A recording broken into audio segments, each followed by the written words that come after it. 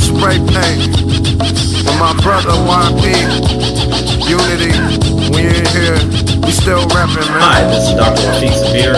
K-I-N-K-A-T-U-M. So we're going to discuss, how do you know when your child is involved in a gang? How do you know when your child is involved in a gang?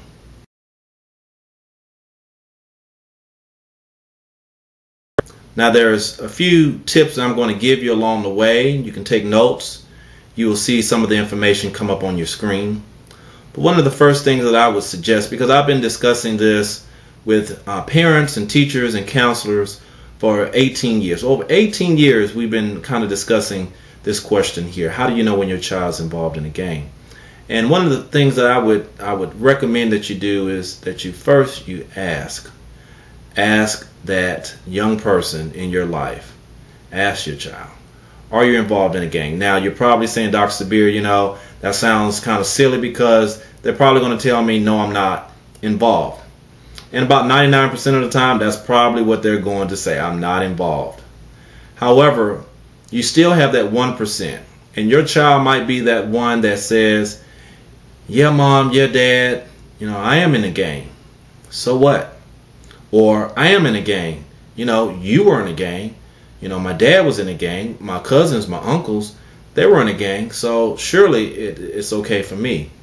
So be prepared to discuss their options. Number 2, discuss their options. Now, we know what the consequences of that lifestyle are.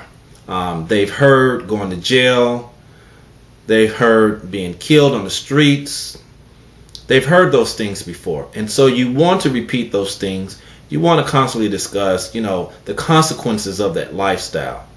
However, the consequences should be of a matter that they understand, because ultimately at the end of the day, they have to come to some understanding if that is really the lifestyle that they want.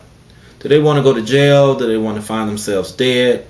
No, no one wants that, but their actions perhaps will lead them down that road. Now, I was just checking the email from a young lady who asked me this question, and in my response, it appeared that she did not want to give up on her child. I mean, the young man was involved in a gang. He was smoking marijuana. It seems like he may have been drinking.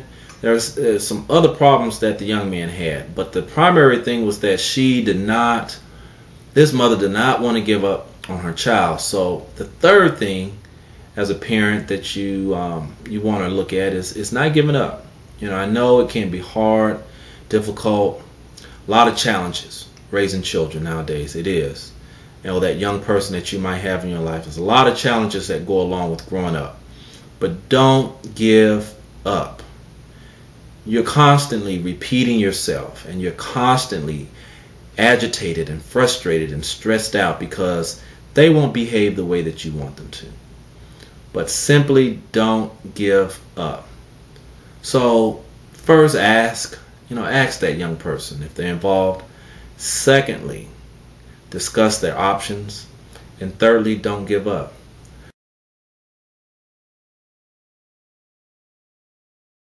Now I'm going to go in more detail about these things on the next episode, so feel free to email me at sabir32@aol.com. That's sabir32@aol.com. Thank you for tuning in to the Dr. Sabir Show.